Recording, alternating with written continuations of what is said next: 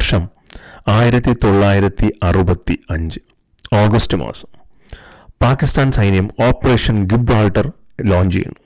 അവരുടെ ഉദ്ദേശം കാശ്മീർ വഴി വിഘടനവാദികളെ ഇന്ത്യയിലേക്ക് കൊണ്ടുവരിക, അത് ഇന്ത്യൻ സൈന്യത്തിന് അവിടെ അവരുമായൊരു പോരാട്ടം ഉണ്ടാക്കുക, അതേസമയം ആ പോരാട്ടത്തിലൂടെ പാകിസ്ഥാൻ സൈന്യവും കൂടെ വരിക എന്നുള്ള ഉദ്ദേശത്തിലാണ് അവർ ഓപ്പറേഷൻ ഗിബ്രാൾട്ടർ കൊണ്ടുവരുന്നത്. എന്നാൽ ഇന്ത്യൻ സൈന്യത്തിൻ്റെ വീരോചിതമായ ഇടപെടൽ ഓപ്പറേഷൻ ഗിബ്രാൾട്ടർ തകരുന്നു. ഇത് കഴിഞ്ഞ പാകിസ്ഥാൻ സെപ്റ്റംബർ മാസം 1-ാം തീയതി ഗ്രാൻഡ് സ്ലാം ലോഞ്ച് ചെയ്യുന്നു, ഓപ്പറേഷൻ ഗ്രാൻഡ് സ്ലാം. ഈ ഓപ്പറേഷൻ ഗ്രാൻഡ് സ്ലാം ലോഞ്ച് ചെയ്യുമ്പോൾ അതിൻ്റെ ഉദ്ദേശം കാശ്മീരിൽ തന്നെ ചം ജുറാൻ സെക്ടർ വഴി അകത്തേക്ക് പാക് സൈന്യം വരിക, വിഘടനവാദികളോടൊപ്പം തന്നെ അതിന് അഖ്നൂർ എന്ന് പറയുന്ന റീജിയൻ ക്യാപ്ചർ ചെയ്യുക. അതിൽ ക്യാപ്ചർ ചെയ്യുന്നതിലൂടെ കാശ്മീരിനെ ഇന്ത്യയിൽ നിന്നും മൊത്തമായും സെപ്പറേറ്റ് ചെയ്യുക. വളരെ ശക്തമായ രീതിയിൽ തന്നെ പാകിസ്ഥാൻ സൈന്യം മുന്നേറുന്നു. ഇന്ത്യൻ സൈന്യത്തിന് കുറച്ച് തിരിച്ചടികൾ ഉണ്ടാകുന്നു. ഇതോടൊപ്പം തന്നെ പഞ്ചാബിലെ ഖീം ഖരൺ എന്ന് പറയുന്ന ഒരു പ്രവിശ്യയിലും പാക് സൈന്യം ആക്രമണം അഴിച്ചുവിടുന്നു. എന്താണ് ഉദ്ദേശമെന്ന് പറഞ്ഞാൽ ഒരേ സമയം ഇന്ത്യൻ സൈന്യത്തെ കാശ്മീരിലും പഞ്ചാബിലും ഒക്കുപ്പൈ ചെയ്ത് വയ്ക്കുക, ബിസിയാക്കി വയ്ക്കുക, സൈന്യത്തിനെ തളർത്തുക എന്നുള്ള ഉദ്ദേശത്തോടു കൂടിയാണ്. എന്നാൽ പിന്നീട് നടന്നത് ഇന്ന് ആ സംഭവം നടന്ന 50 വർഷം കഴിഞ്ഞിട്ട് പോലും പല മിലിറ്ററി അക്കാഡമികളിലും, ലോകത്തിലെ പല മിലിറ്ററി അക്കാഡമികളിലും പഠന വിഷയമാക്കുന്ന ഒരു ടാങ്ക് ഫൈറ്റാണ്. ഇന്ത്യയുടെ ധീര ജവാന്മാർ പൊരുതി നേടിയ ഒരു വിജയമാണ്. ആ വിജയ കഥയിലേക്കാണ് നമ്മളിന്ന് പോകുന്നത്. ഫ്രണ്ട്സ്, വൈറ്റ് ബോർഡ് സ്റ്റോറിലേക്ക് സ്വാഗതം. നമ്മളിന്ന് പോകുന്നത് 1965 ഇൻഡോ പാക് യുദ്ധത്തിലേക്കാണ്. അന്ന് നടന്നൊരു സംഭവ കഥ ഇന്നും മിലിറ്ററി അക്കാഡമികളെല്ലാം പഠിക്കണം. ലോകത്തിലെ ഏറ്റവും വലിയ ടാങ്ക് ബാറ്റിലുകളിൽ ഒന്നാണ് അന്ന് ഇന്ത്യ പാക് യുദ്ധത്തിൽ നടന്നത്. ഒരുപക്ഷെ യുദ്ധം നിർത്തിയത് തന്നെ ഈ ഒരു ബാറ്റിൽ കഴിഞ്ഞിട്ടാണെന്ന് വേണമെങ്കിൽ നമുക്ക് പറയാൻ സാധിക്കും. അപ്പോൾ എന്തായാലും കഥയിലേക്ക് നമുക്ക് പോകാം. ഓപ്പറേഷൻ ജിബ്രാൾട്ടർ പരാജയപ്പെട്ടു. ഓപ്പറേഷൻ ഗ്രാൻഡ് സ്ലാം വരുന്നു. അവർ പഞ്ചാബ് വഴി അകത്തേക്ക് വരുന്നു. ഒരേ ഒരു ലക്ഷ്യമായിരുന്നു അന്ന് പാക് സൈന്യത്തിനുണ്ടായിരുന്നത്, പഞ്ചാബിൽ അമൃത്സർ പിടിച്ചടക്കുക. അമൃത്സർ പിടിച്ചടക്കി കഴിഞ്ഞ് കഴിഞ്ഞാൽ കാശ്മീരിലുള്ള കുറച്ച് എക്സ്റ്റെൻഡഡ് പോർഷൻ കൂടെ പിടിച്ചടക്കിയാൽ ഈ ഭാഗം മുഴുക്കെ പാകിസ്ഥാൻ്റെതായി മാറും എന്നുള്ള ഒരു കാൽക്കുലേഷനിലാണ് അന്ന് പാക് സൈന്യം ഇന്ത്യ ലക്ഷ്യമാക്കി വന്നത്. പഞ്ചാബിലെ ഖീം ഖരൺ എന്ന പ്രദേശത്തൂടെയാണ് അവരകത്തേക്ക് വരാൻ ശ്രമിച്ചത്. ഖീം ഖരണിന് വഴി പാക് സൈന്യം വരുമ്പോൾ അവരുടെ അടുത്ത് ഏതാണ്ട് 100ഓളം പാറ്റൻ ടാങ്കുകൾ ഉണ്ടായിരുന്നു. അന്ന് അവൈലബിൾ ആയിട്ടുള്ളതിൽ ഏറ്റവും സ്റ്റേറ്റ് ഓഫ് ദ ആർട്ട് ടാങ്കുകളായിരുന്നു ഈ Patton tanks. M47, M48 ടാങ്കുകളായിരുന്നു Pak സൈന്യത്തിന്. ഏതാണ്ട് 100ഓളം ടാങ്കുകൾ അല്ലെങ്കിൽ അതിന് മേലെ ടാങ്കുകൾ അവരുടെ സൈഡിലുണ്ടായിരുന്നു. എന്നാൽ ഇന്ത്യയിലെ സൈഡിലും ഇന്ത്യക്ക് ആകെ ഉണ്ടായിരുന്നത് ഏതാണ്ട് 40-50 ഷെർമൻ സെഞ്ചൂറിയൻ 2-ാം ലോക മഹായുദ്ധത്തിൽ ഉപയോഗിച്ചിരുന്ന ഓൾഡ് ടാങ്കുകളായിരുന്നു. അപ്പോൾ തങ്ങളുടെ മോസ്റ്റ് അഡ്വാൻസ്ഡ് വെപ്പണറിയിൽ വിശ്വസിച്ചായിരുന്നു പാക് സൈന്യം മുന്നോട്ട് വന്നുകൊണ്ടിരുന്നത്. ഖീം ഖരണിൽ ഇന്ത്യൻ സൈന്യം ശക്തമായ തിരിച്ചടി നേരിടുന്നു. നമുക്ക് ഒരുപാട് നഷ്ടം ഉണ്ടാകുന്നു, ഒരുപാട് സോൾജേഴ്സ് പിടിക്കപ്പെടുന്നു, വെപ്പൺസ് പിടിക്കപ്പെടുന്നു. അങ്ങനെ നമ്മൾ ബാക്ക് ഓഫ് ചെയ്ത് നമ്മൾ പഞ്ചാബിലെ അസൽ ഉത്തർ എന്ന് പറയുന്ന ഒരു സ്ഥലത്ത് ക്യാമ്പ് ചെയ്യുന്നു. അപ്പോൾ ഈ അസൽ ഉത്തർ എന്ന സ്ഥലത്ത് എത്തുമ്പോൾ പാക് സൈന്യം വിചാരിച്ചു ഖീം ഖരൺ നമ്മൾ പിടിച്ചടക്കി കഴിഞ്ഞു, ഇനി അസൽ ഉത്തർ, അത് കഴിഞ്ഞ് നമ്മൾ അമൃത്സർ, അത്രേ ഉള്ളൂ, ഇന്ത്യൻ സൈന്യത്തിന് ഒന്നും തന്നെ ചെയ്യാൻ സാധിക്കില്ല എന്ന് പാക് സൈന്യം കംപ്ലീറ്റ്ലി വിശ്വസിക്കുകയാണ്. പക്ഷേ ലഫ്റ്റനന്റ് കേണൽ ഹർബക്ത് സിംഗിന് വേറൊരു ഐഡിയ ആയിരുന്നു. അദ്ദേഹം അസൽ ഉത്തറിൽ വന്നതിന് ശേഷം തനിക്ക് അവൈലബിളായിട്ടുണ്ടായിരുന്ന ടാങ്കുകളെ മുഴുവൻ അദ്ദേഹം ഒരു കുതിരലാടത്തിൻ്റെ ഷേപ്പിലാണ്. അന്ന് ഈ കുതിരലാടത്തിൻ്റെ ആകൃതിയിൽ ടാങ്ക് ഫോർമേഷൻ ഉണ്ടാക്കാമെന്ന് അദ്ദേഹത്തിന് ഐഡിയ കൊടുത്തത് പൂന ഹോഴ്സ് റെജിമെൻറ്റിലെ അർദേഷിർ താരാപൂരായിരുന്നു. അദ്ദേഹം ലഫ്റ്റനൻറ്റ് കേണലായിരുന്നു. അദ്ദേഹമാണ് ഈ ഐഡിയ ഹർബക്ത് സിംഗിന് കൊടുത്തത്. അങ്ങനെ അവർ ഈ ഷേപ്പിൽ ഈ ടാങ്കുകൾ സെറ്റ് ചെയ്യുന്നു. ഈ ഷേപ്പിൽ ടാങ്കുകളെ സെറ്റ് ചെയ്യുമ്പോൾ, ഈ ലാടത്തിൻ്റെ ഷേപ്പിൽ നമ്മൾ ടാങ്കുകളെ സെറ്റ് ചെയ്യുമ്പോൾ അതിനൊരു വലിയ പ്രശ്നമുള്ളത്, അതിൻ്റെ ഒരു സൈഡിൽ വരുന്ന ടാങ്ക് ബേസിക്കലി നമ്മുടെ തന്നെ അപ്പുറത്തുള്ള ടാങ്കിനെ പോയിൻ്റ് ചെയ്താണ് നിൽക്കുന്നത്. ഈ ഒരു 2 സൈഡിലും വരുന്ന ടാങ്ക് ഫ്രണ്ടിൽ നിന്ന് റായിലെ ടോപ്പ് പോർഷനിൽ വരുന്നത് എതിരാളികളെ ഫേസ് ചെയ്തായിരിക്കും നിൽക്കുന്നത്. പക്ഷേ 2 സൈഡിലും വരുന്ന ടാങ്കുകൾ ഓപ്പോസിറ്റായിട്ടാണ് നിൽക്കുന്നത്. അപ്പോൾ വളരെ പ്ലാൻഡും പ്രീ കാൽക്കുലേറ്റഡുമായിട്ട് ഇന്ത്യൻ സൈന്യം തങ്ങളുടെ ടാങ്കുകൾ, അവൈലബിൾ ആയിട്ടുള്ള ടാങ്കുകൾ നിർത്തി. തങ്ങളുടെ ഈ ആർമിയെ ഈ ടാങ്കുകളുടെ ഫോർമേഷനെ വെറും ഹോഴ്സ് ഫോർമാറ്റിലാക്കി നിർത്തുക മാത്രമല്ല അന്ന് ഇന്ത്യൻ സൈന്യം ചെയ്തത്. ഹർബക്ത് സിംഗും മറ്റു ഉന്നത ഉദ്യോഗസ്ഥന്മാരും അന്ന് തന്നെ ആ ഗ്രാമത്തിലെ ഗ്രാമമുഖ്യനെ കാണുന്നു. ഗ്രാമമുഖ്യനെ കണ്ടിട്ട് അവർ ഗ്രാമമുഖ്യൻ്റെ അടുത്ത് പറയുന്നു, എനിക്ക് നിങ്ങളുടെ ഹെൽപ്പ് വേണം, ഞങ്ങൾക്ക് നിങ്ങളുടെ ഹെൽപ്പ് വേണം, നിങ്ങളുടെ ഹെൽപ്പ് ഉണ്ടെങ്കിൽ മാത്രമേ യുദ്ധം ഞങ്ങൾക്ക് ജയിക്കാൻ സാധിക്കുകയുള്ളൂ. അപ്പോൾ ഞങ്ങൾക്കൊരു പ്ലാനുണ്ട്, ആ പ്ലാൻ എക്സിക്യൂട്ട് ചെയ്യാൻ നമ്മളെ ഹെൽപ്പ് ചെയ്യണമെന്ന് പറയുന്നു. അപ്പോൾ ഗ്രാമമുഖ്യൻ പറയുന്നു, ഇന്ത്യക്ക് വേണ്ടി എന്ത് ചെയ്യാനും നമ്മൾ റെഡിയാണ്, ശരിയാണ്, താങ്കൾ പറഞ്ഞാലോ എന്ന് പറയുന്നു. അപ്പോൾ സൈന്യത്തിൻ്റെ ഒരു പ്ലാൻ പറയുന്നത്, അതായത് ഈ കരിമ്പിൻ പാടങ്ങളാണ് മുഴുവൻ. ആ പാടം കംപ്ലീറ്റ് ഫ്ലഡ് ചെയ്തതിന് ശേഷം കറക്റ്റായിട്ടുള്ള സ്ഥലങ്ങളിൽ ട്രച്ചസ് ബിൽഡ് ചെയ്യുക. അപ്പോൾ മുന്നേ നിന്ന് നോക്കുമ്പോഴത്തേക്കും ഇതൊരു കരിമ്പിൻ പാടമായിട്ട് മാത്രമേ തോന്നൂ, എന്നാൽ താഴെ മുഴുക്കിയത് വെള്ളം ഇങ്ങനെ നിറച്ചൊരു ചതുപ്പ് നിലമാക്കി നിർത്തുക എന്നുള്ളതായിരുന്നു പ്ലാൻ. ഗ്രാമമുഖ്യം പറഞ്ഞു ഉറപ്പായിട്ടും അതൊന്നും ഒരു പ്രശ്നമുള്ള കാര്യമേ അല്ല എന്ന് പറഞ്ഞാൽ, അവർക്ക് അന്ന് പഞ്ചാബിൽ ഇന്ത്യയിൽ ഏറ്റവും കൂടുതൽ കൃഷി ചെയ്യുന്ന സംസ്ഥാനങ്ങളിലൊന്നായിരുന്നു പഞ്ചാബ്. ആ സ്ഥലത്ത് ഒരുപാട് ഇറിഗേഷൻ ചാനൽസ് ഉണ്ടായിരുന്നു, പല സ്ഥലത്തുകൂടെയും വെള്ളം വരുന്നതൊക്കെ. ആ ചാനലുകളെല്ലാം അവർ ഈ പാടത്തിലേക്ക് കട്ട് ചെയ്ത് ഡൈവേർട്ട് ചെയ്യുന്നു. വെള്ളം എല്ലാം കൂടെ വന്ന് ഈ പാടത്തിൽ നിറയുന്നു. ഈ പാടം മൊത്തം ഒരു ചതുപ്പ് നിലമായിട്ട് അങ്ങ് നിൽക്കുവാണ്. എന്നാൽ ഇന്ത്യൻ സൈന്യത്തിൻ്റെ ബുദ്ധി അവിടെ കൊണ്ടും തീർന്നില്ല.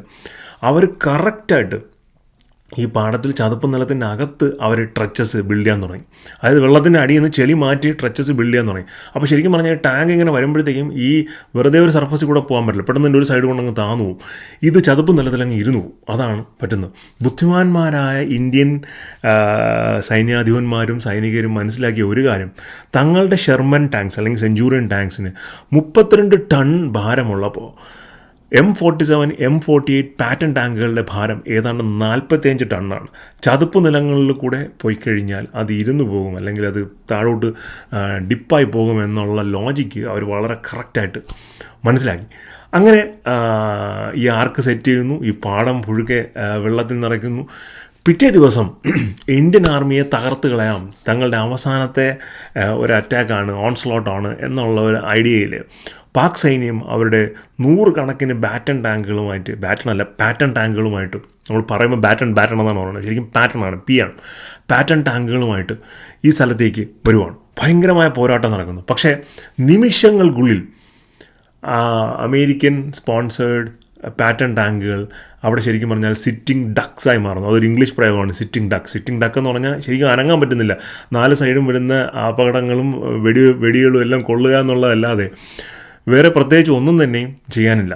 കാരണം ഈ പല സ്ഥലങ്ങളിലും ഈ പാടത്തോട്ട് ചെന്ന് ഇറങ്ങിയ ടാങ്കുകളെല്ലാം താഴ്ന്നു പോവുകയും അല്ലെങ്കിൽ ആ ട്രച്ചസിനകത്ത് ഇന്ത്യൻ സൈന്യം ബിൽഡ് ചെയ്ത് ട്രച്ചസിനകത്ത് വിഴിഞ്ഞു പോവുകയും ചെയ്തിട്ടുണ്ടായിരുന്നു. ഇതിനകത്ത് വേറൊരു സംഭവം എന്ന് പറഞ്ഞാൽ, ഇങ്ങനെ ട്രച്ചസ് ബിൽഡ് ചെയ്യാനൊരു കാര്യം ഉണ്ടായിരുന്നു. നമ്മുടെ അടുത്ത്, ഇന്ത്യയുടെ അടുത്ത് എനർജ ആൻറ്റി ടാങ്ക് ഗ്രനേഡ്സ് ഉണ്ടായിരുന്നു. ടാങ്കുകൾക്കെതിരെ ഉപയോഗിക്കുന്ന ഗ്രനേഡാണ്. ഈ ഗ്രനേഡ് നോർമലി ഒരു പാറ്റൺ ടാങ്ക് വരുമ്പോഴത്തേക്കും ഈ ഗ്രനേഡ് എടുത്ത് എറിഞ്ഞു കഴിഞ്ഞാൽ ഒന്നും തന്നെ വർക്കാവില്ല. ഗ്രനേഡ് അങ്ങ് പൊട്ടും, ടാങ്ക് അതിൻ്റെ പുറത്തുകൂടെ അങ്ങ് നടന്ന് കയറി അങ്ങ് പോകും. വേറെ പ്രത്യേകിച്ച് സംഭവമൊന്നുമില്ല.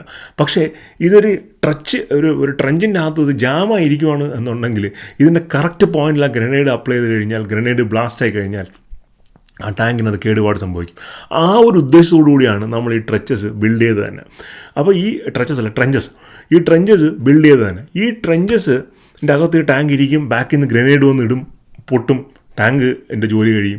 അങ്ങനെ ഇന്ത്യൻ സൈന്യം വളരെ ടാർഗറ്റഡ് ആയിട്ട് അറ്റാക്ക് ആയിരുന്നു. ഈവൻ 2 സൈഡ് തമ്മിൽ ഷേപ്പിൽ നിൽക്കുമ്പോൾ 2 സൈഡിലുള്ള ടാങ്കിൻ്റെ കുഴലുകൾ പോലും, ഈ വെടിവയ്ക്കുന്ന ഗൺ പോയിന്റുകൾ പോലും കറക്റ്റ് സ്ഥലങ്ങളിലായിരുന്നു അവർ ഫിക്സ് ചെയ്തിരുന്നത്. അങ്ങോട്ടും ഇങ്ങോട്ടും പോകാതെ ഈ സ്ഥലത്ത് ടാങ്ക് വീഴും, അങ്ങോട്ടൊരു ഇതിനെ ഫിക്സ് ചെയ്ത് വയ്ക്കുക എന്നുള്ള രീതിയിലായിരുന്നു വളരെ സ്ട്രാറ്റജിക്കായിട്ട് അവർ ആ ആർമി ഫോർമേഷൻ ഉണ്ടാക്കിയത്. പിന്നെയും തലേന്ന് രാത്രി ഹർബക്ഷ് സിംഗും മറ്റുന്നത ഉദ്യോഗസ്ഥനും ഇന്ത്യൻ സൈന്യം വേറൊരു കാര്യം ചെയ്തു. അവർ തങ്ങളുടെ ജീപ്പുകളുടെ റിഫ്ലക്ടർ ലൈറ്റും എല്ലാം, ബാക്കിലുള്ള ലൈറ്റ് എല്ലാം ഇളക്കിയിട്ട് ആ ജീപ്പുകളെ പ്രത്യേക ഫോർമേഷനിൽ നിർത്തി. പാകിസ്ഥാൻ സൈന്യത്തിൻ്റെ വിമാനം ഇത് കാണുകയും അവിടെ ടാങ്കുകളാണെന്ന് തെറ്റിദ്ധരിപ്പിക്കാൻ വേണ്ടിയിട്ടാണ് ഇന്ത്യൻ സൈന്യം അത് ചെയ്തത്. അത് ടാങ്കുകളാണെന്ന് മനസ്സിലാക്കി അവർക്ക് ബേസിലോട്ട് റിപ്പോർട്ട് കൊടുത്തു, ഇവിടെ ടാങ്കെല്ലാം ഉണ്ട്, ഇവരിങ്ങനെയൊക്കെ അറേഞ്ച് ചെയ്ത് വെച്ചിരിക്കുവാണ്, നിങ്ങൾ നേരെ വന്നാൽ മതി, പ്രത്യേകിച്ച് ഇവിടെ ചെയ്യാനൊന്നുമില്ല, ഇത് വെടിവെച്ച് നമുക്ക് ഇടാമെന്നുള്ളതേ ഉള്ളൂ എന്നുള്ള രീതിയിലുള്ള ഇൻഫർമേഷൻ അവർ പാസ് ചെയ്യുകയും ചെയ്തു. ശരിക്കും അന്ന് നടന്ന ഈ യുദ്ധത്തിന്, ഈ വെടിവെപ്പിനെ മിലിറ്ററി ആൾക്കാരുടെ ഇടയിൽ പറയുന്നത് ടർക്കി ഷൂട്ട് എന്നാണ്. ടർക്കി ഷൂട്ട് എന്ന് വെച്ചാൽ കുറേ ടർക്കികൾ ഇങ്ങനെ ഒരു സ്ഥലത്ത് ഇങ്ങനെ ചുറ്റും കിടന്ന് ഓടും, അങ്ങോട്ടും ഇങ്ങോട്ടും. വേട്ടക്കാർ ചുറ്റും വളഞ്ഞു നിന്നിട്ട് ടർക്കികളെ വെടിവെക്കുക എന്നുള്ളൊരു പരിപാടിയായിരുന്നു. ശരിക്കും അതാണ് അന്ന് നടന്നത്. ഈ ടാങ്കുകളെല്ലാം കൃത്യമായി വന്ന് ഈ പാടത്ത് വന്ന് വീഴുകയും ചുറ്റും നിന്ന ഇന്ത്യൻ സൈന്യം കൃത്യം ലക്ഷ്യത്തോടു കൂടി, അതും വളരെ ക്ലോസ് കോമ്പാറ്റിൽ 900 മീറ്റർ വരെ ക്ലോസ് കോമ്പാറ്റിൽ നിന്ന് അവരെ ഷൂട്ട് ചെയ്ത് തകർക്കുകയായിരുന്നു. ഏതാണ്ട് 100ഓളം ടാങ്കുകൾ അന്ന് പാകിസ്ഥാന് അവിടെ നഷ്ടപ്പെട്ടു എന്നാണ് കണക്കുകൾ പറയുന്നത്. ഇന്ത്യക്ക് നഷ്ടപ്പെട്ടത് ഏതാണ്ട് 30ഓളം ടാങ്കുകളായിരുന്നു. പാകിസ്ഥാൻ സൈന്യം ഭീകരമായ തിരിച്ചടി നേരിടുന്നു. അവർക്ക് മുന്നോട്ട് പോകാനേ സാധിക്കുന്നില്ല. അവർ ബാക്ക് ഓഫ് ചെയ്യുന്നു. ഈ ഒരു ബാറ്റിൽ നമ്മൾ എടുത്തു പറയേണ്ട കുറച്ച് പേരുകളുണ്ട്. അതിൽ ഒരിക്കലും മറന്നുകൂടാത്ത 2 പേരുള്ള ഒന്ന് ഞാൻ നേരത്തെ പറഞ്ഞു, ആദർശ് തറാപ്പൂർ. അദ്ദേഹത്തിന് പരംവീർ ചക്ര കിട്ടിയിട്ടുണ്ടെന്ന്. അദ്ദേഹം സ്വന്തം ടാങ്കിൽ നിന്ന് തൻ്റെ ടാങ്കിൻ്റെ അപകടം പറ്റുന്നത് വരെ പാക് സൈന്യത്തിനെതിരെ പോരാടുകയായിരുന്നു. എന്നാൽ അതോടൊപ്പം തന്നെ നമ്മൾ ഓർക്കേണ്ട ഹവീൽദാർ അബ്ദുൾ ഹമീദിൻ്റെ പേര് കൂടിയാണ്. അബ്ദുൾ ഹമീദ് ജീപ്പിൽ ഈ ആൻറ്റി ടാങ്ക് റീകോയിൽലെസ് ഗണ്ണുണ്ട്. നമ്മൾ ഈ ജീപ്പിൽ വയ്ക്കുന്ന നീളത്തിലുള്ള ഒരു പീരങ്കി പോലത്തെ ഒരു ഗണ്ണുണ്ട്. ആ ഗണ്ണ് വച്ചിട്ട് പുള്ളിക്കാരൻ ടാങ്കുകളുടെ അടുത്ത് പോയിട്ട് ടാങ്കുകളെ തകർക്കുമായിരുന്നു. ഏതാണ്ട് 3-4 ടാങ്കുകൾ അദ്ദേഹം ഒന്ന് ഒറ്റയ്ക്ക് തകർക്കുകയുണ്ടായി, ഈ പാറ്റൻ ടാങ്കുകൾ പാകിസ്ഥാൻ്റെ. അതോടൊപ്പം തന്നെ ഈ അറ്റാക്ക് നടക്കുന്നതിൻ്റെ ഇടയിൽ ഒരു ട്രക്കിൽ ഒരു ബ്ലാസ്റ്റ് വരുന്നു. ആ ട്രക്ക് കത്തുന്നു. ട്രക്ക് ലിറ്ററിൽ നിന്ന് ബേൺ ചെയ്യുകയാണ്. അതൊരു അമ്യൂണിഷൻ ഡിപ്പോയുടെ അടുത്താണ്. അവിടെ അതൊരു ബേൺ നടന്നു കഴിഞ്ഞാൽ, അല്ലെങ്കിൽ ഒരു ബ്ലാസ്റ്റ് നടന്നു കഴിഞ്ഞാൽ കംപ്ലീറ്റ് സ്ഥലങ്ങളും ആൾക്കാരും എല്ലാം അഫക്റ്റ് ആവും.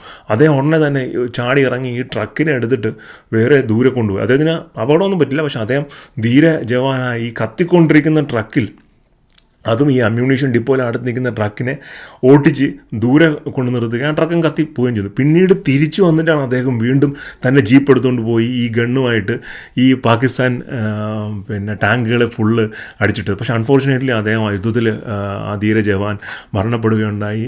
പോസ്റ്റ്യൂമസ്ലി നമ്മൾ അദ്ദേഹത്തിന് പരംവീർ ചക്ര കൊടുക്കുകയുണ്ടായി. ബാറ്റിൽ ഓഫ് കർസ്ക് എന്ന് പറയുന്ന ഒരു യുദ്ധമുണ്ട് സോവിയറ്റ് യൂണിയൻ 2ാം ലോക മഹായുദ്ധത്തിൽ. ലോകത്തിലെ ഏറ്റവും വലിയ ടാങ്ക് ബാറ്റിൽ എന്ന് വിശേഷിക്കപ്പെടുന്ന ഒന്നാണ് ബാറ്റിൽ ഓഫ് കർസ്ക്. അത് കഴിഞ്ഞാൽ എല്ലാ മിലിറ്ററി അക്കാഡമികളും പഠിക്കേണ്ട സ്ട്രാറ്റജിക്കലി എന്തെല്ലാം കാര്യങ്ങൾ ചെയ്തു കഴിഞ്ഞാൽ നിങ്ങൾക്ക് വെപ്പൺസിനെ അതിജീവിക്കാം, ടാങ്ക്സിനെ അതിജീവിക്കാം എന്ന് ഇന്നും പഠിക്കുന്ന ബാറ്റിലുകളൊന്നാണ് ബാറ്റിൽ ഓഫ് അസൽ ഉത്തർ.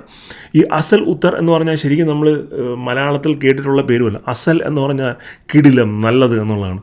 ഉത്തർ എന്ന് പറഞ്ഞാൽ ഉത്തരം നല്ലതാണ്, ഉത്തരം എന്ന് തന്നെയാണ്. അപ്പോൾ നല്ല ഉത്തരം, കിടിലം ഉത്തരം എന്നുള്ളതാണ്. ഒരു ബിഫിറ്റിംഗ് റിപ്ലൈ ആയിരുന്നു അന്ന് പാക് സൈന്യത്തിന് കൊടുത്തത്. സെപ്റ്റംബർ 11 ഏതാണ്ട് യുദ്ധം കംപ്ലീറ്റ്ലി തീർന്നു. 8-ാം തീയതി തുടങ്ങിയ യുദ്ധം ഏതാണ്ട് 3 ദിവസം നിന്നു. 11-ാം തീയതിയോടുകൂടി തീർന്നു. പാക് സൈന്യത്തിൻ്റെ ടാങ്ക് ശേഖരം ഏതാണ്ട് മൊത്തമായും തന്നെ ഇന്ത്യൻ സൈന്യം ഇല്ലാതാക്കി. നമ്മൾ കുറേ ടാങ്കുകൾ അവിടെ നിന്ന് പാറ്റൻ ടാങ്കുകൾ പിടിച്ചെടുത്തു. ഇന്നും ഖീംഖരൻ്റെ അടുത്ത് പാറ്റൻ നഗറുണ്ട്. ഡൽഹിയിൽ അന്ന് പിടിച്ചെടുത്ത പാറ്റൻ ടാങ്കിനെ നമ്മൾ മ്യൂസിയത്തിൽ, ആർമി മ്യൂസിയത്തിൽ നമ്മൾ ഡെമോയ്ക്ക് വച്ചിട്ടുണ്ട്. സെപ്റ്റംബർ 23-ാം തീയതി പാകിസ്ഥാൻ യുദ്ധം അവസാനിപ്പിക്കുകയാണ്. അപ്പോൾ അന്ന് നടന്ന ഈ ഒരു സംഭവം പലപ്പോഴും പല സിനിമ മീഡിയസിലൊന്നും അങ്ങനെ വരാറില്ല. പക്ഷേ ലോകത്തിലെ ഏറ്റവും വലിയ ടാങ്ക് ബാറ്റിലുകൾ ഒന്നാണ് ബാറ്റിൽ ഓഫ് അസൽ ഉത്തർ. അന്ന് ആ യുദ്ധം കഴിഞ്ഞപ്പോൾ ശരിക്കും പറഞ്ഞാൽ ഇന്ത്യൻ സൈന്യം നേരിട്ട പ്രതിസന്ധികളും അതിനെ നമ്മൾ എങ്ങനെ അതിജീവിച്ചു എന്നുള്ളതൊക്കെ വലിയ പാഠ്യ വിഷയങ്ങളായി തന്നെ തുടരുകയാണ്. ഒരു മിലിറ്ററി ലെവലിലായാലും ശരി, നമ്മുടെ ഒരു പേഴ്സണൽ ലെവലിലായാലും ശരി. അതായത് എത്രയേറെ പ്രതിബന്ധങ്ങൾ നമ്മളെ തേടി വന്നാലും, നമുക്ക് മുന്നിൽ വന്നാലും കൃത്യമായി ചിന്തിച്ച് കൃത്യമായി പ്ലാൻ ചെയ്ത് കഴിഞ്ഞാൽ എല്ലാ പ്രതിബന്ധങ്ങളെയും നമുക്ക് നേരിടാൻ സാധിക്കുമെന്നുള്ളതായിരുന്നു. ആ യുദ്ധത്തിന് ശേഷം ശരിക്കും പറഞ്ഞാൽ ടാങ്കുകളുടെ ഡിസൈൻ പോലും മാറിപ്പോയി. അതുവരെ ഏറ്റവും ഹെവി ആയിട്ടുള്ള ആർമേർഡ് ടാങ്ക്സ് ഉണ്ടാക്കുക എന്നുള്ളൊരു ലോജിക്കായിരുന്നു US-ഉം ബാക്കിയുള്ള നാറ്റോ രാജ്യങ്ങളെല്ലാം തന്നെ ഫോളോ ചെയ്തിരുന്നത്. കാര്യം കൂടുതൽ ടാങ്ക്, കൂടുതൽ വെപ്പൺ സിസ്റ്റംസ് അങ്ങനെയായിരുന്നു. പക്ഷേ ഈ യുദ്ധത്തിന് ശേഷം അവർക്ക് മനസ്സിലായി അങ്ങനെ ഒരു അപ്രോച്ച് കറക്റ്റല്ല. നമ്മൾ ടാങ്കുകൾ ഓരോ ടെറൈനും അനുസരിച്ചാണ് ബിൽഡ് ചെയ്യേണ്ടത്. Not like generic design standard for all the tank, but ഓരോ ടാങ്കും ഒരു സ്പെസിഫിക് ടെറൈൻ. ഇപ്പോൾ ഡെസേർട്ടിൽ പോകാനാണെങ്കിൽ അങ്ങനത്തെ ഒരു ടെറൈൻ, അതല്ല മാർഷി ലാൻഡ് ചതുപ്പ് നിലങ്ങളിൽ പോകാനാണെങ്കിൽ അങ്ങനെ ഒരു ടെറൈനിലുള്ള, അങ്ങനെ ഒരു ഡിസൈനിലുള്ള ടാങ്കുകളാണ് നമ്മൾ ബിൽഡ് ചെയ്യേണ്ടത് എന്നൊക്കെ അവരുടെ ഡിസൈൻ പ്രിൻസിപ്പിൾസ് പോലും ഈ യുദ്ധം കൊണ്ട് മാറ്റിക്കളഞ്ഞു. ഇത്രയും ടെക്നോളജി അഡ്വാൻസ്ഡ് ആയിരുന്ന ഒരു ട്രൂപ്പുകളുടെ എണ്ണത്തിൽ പോലും, സൈനികരുടെ എണ്ണത്തിൽ പോലും ഇന്ത്യക്കാരെക്കാൾ ഏതാണ്ട് ഇരട്ടിയിലേറെ സൈനികർ പാകിസ്ഥാൻ സൈഡിലുണ്ടായിരുന്നു. ഈ ഇത്രയും പ്രതിസന്ധികൾ വന്നാലും നമ്മൾ എൻവയോൺമെൻറ്റായിട്ടുള്ള കാര്യങ്ങൾ, നമ്മുടെ ചുറ്റുപാടുകളെ നമ്മളെ ഹെൽപ്പിന് വേണ്ടി ഇന്ത്യൻ സൈന്യം ഉപയോഗിച്ചു.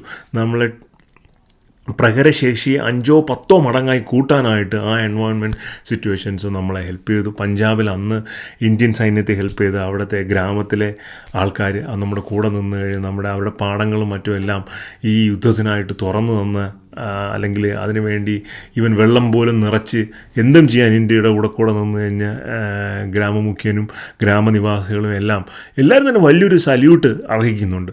പലപ്പോഴും ചരിത്രത്തിൽ ഇങ്ങനെയുള്ള യുദ്ധങ്ങളുടെ കഥ മിലിറ്ററി സർക്കിളുകളിൽ മാത്രം നിന്നു പോകാറുണ്ട്. പക്ഷേ അതിനും അപ്പുറത്തേക്ക് ഇത്തരം കഥകൾ നിങ്ങളുടെ അടുത്തേക്ക് എത്തിക്കുക, സ്ട്രാറ്റജി എന്താണെന്ന് മനസ്സിലാക്കുക, അതിൻ്റെ ഒരു ഇൻസ്പിറേഷണൽ പെർസ്പെക്റ്റീവ് നിങ്ങളുടെ അടുത്തേക്ക് എത്തിക്കുക എന്നുള്ളതാണ് വൈറ്റ് ബോർഡ് സ്റ്റോറീസിൻ്റെ ഉദ്ദേശം. എന്തായാലും ഈ കഥ നിങ്ങൾക്ക് ഇഷ്ടപ്പെട്ടു എന്ന് കരുതുന്നു. ബാറ്റിൽ ഓഫ് അസൽ ഉത്തറിനെ പറ്റി ഒരുപാട് ആർട്ടിക്കിൾസ് ഇൻ്റർനെറ്റിൽ അവൈലബിൾ ആണ്. ഞാൻ പറഞ്ഞ അബ്ദുൽ ഹമീദും ഹർബക് സിംഗും താരാപോറയും ഇതിനും പുറമേ ഒരുപാട് ധീര ജവാന്മാർ ഇന്ത്യക്ക് വേണ്ടി അന്ന് അവിടെ ജീവത്യാഗം ചെയ്തിട്ടുണ്ട്, വീരോചിതമായി പോരാടിയിട്ടുണ്ട്. അവർക്കെല്ലാം ഒരു ബിഗ് സല്യൂട്ട് പറഞ്ഞുകൊണ്ട് ഇന്നത്തെ വീഡിയോ നിർത്തുകയാണ്. അപ്പോൾ വീഡിയോ ഇഷ്ടപ്പെട്ടുണ്ടെങ്കിൽ ലൈക്ക് ചെയ്യുക, ഷെയർ ചെയ്യുക, സബ്സ്ക്രൈബ് ചെയ്യുക. മറ്റൊരു വീഡിയോ ആയിരിക്കും.